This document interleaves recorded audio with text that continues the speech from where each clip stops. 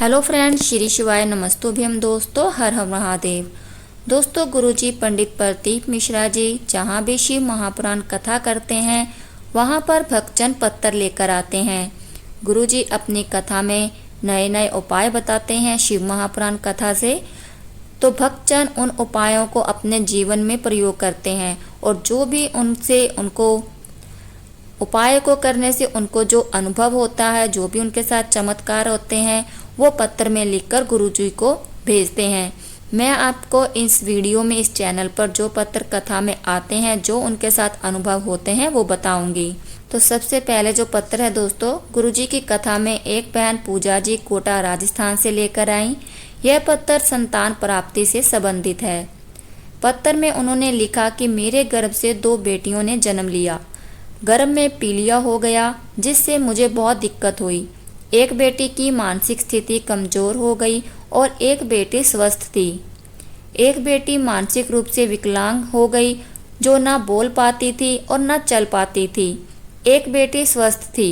कुछ वर्ष निकलने के बाद मेरी स्वस्थ बेटी की तबीयत खराब हो गई और वो मर गई। इसके बाद वो बेटी बची जो विकलांग थी, मानसिक रूप से कमजोर थी, जिसे डॉक्टर ने बोल दिया था कि जो ना बोल पाएगी ना चल पाएगी। पर हम विनती करने कुबेश्वर धाम गए, वहां से रुद्राक्ष लेकर आए।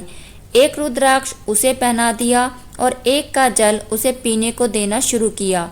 बाबा की ऐसी कृपा हुई कि अब वो बोल भी पाती है और चल भी पाती है। मैं अपनी बेटी को साथ लेकर कथा पंडाल में आभार व्यक्त करने आई हूँ। एक पत्र राजू जी लेकर आए। शादी को 20 वर्ष हो गए थे। डॉक्टर को दिखाया, पूजन पाठ भी करवाया, लाभ नहीं हुआ। डॉक्टर ने कहा बच्चादानी में गांठ है, बच्चा नहीं होगा। हमने बच्चादानी का ऑपरेशन भी करवा लिया, पर बच्चा नहीं हुआ। तब किसी ने कहा कि टीवी पर शिव महापुराण कथा आती है, आप वह सुनो। फिर हमने आसन लगाकर कथा सुनी। आपने पशुपति व्रत बताया था, वो भी हमने साथ में किया। साथ में गुरुजी के बताए अनुसार सफेद आंकड़े की जड़ वाला प्रयोग भी किया। 3 माह निकल गए पर संतान की प्राप्ति नहीं हुई। हमने सफेद आंकड़े की जड़ को खोल दिया, पटक दिया। पति ने कहा कि जैसे सब बेवकूफ बनाते हैं, इस महाराज ने भी बेवकूफ बनाया होगा। फिर पड़ोसन ने कहा ऐसा बिल्कुल नहीं है, फिर से शिव महापुराण कथा सुनो। मैंने फिर से कथा सुनी और फिर से सफेद आंकड़े वाला प्रयोग किया, पर मुझे संतान की प्राप्ति नहीं हुई। फिर मैंने सोचा कि अब उपाय कर ही लिया है, क्यों ना 3 महीने तक बंधा रहने दूं। बाबा की कृपा से मेरा गर्भ ठहर गया। हमने डॉक्टर को दिखाया, डॉक्टर ने कहा गांठ है, बच्चा नहीं है।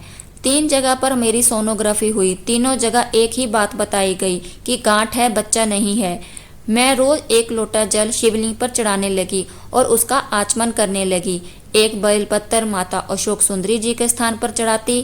फिर हमने डॉक्टरों को दिखाया तो डॉक्टरों ने कहा गांठ भी है, बच्चा भी है। ऐसा क्रम चलता रहा। समय आया तो मैंने 2 जुड़वा बच्चों को जन्म दिया। बेटा बेटी का जन्म हुआ। इसी का आभार व्यक्त करने कथा पंडाल में आए हूँ। श्री शिवाय नमस्तुभ्यम। दोस्तों, हर हर महादेव।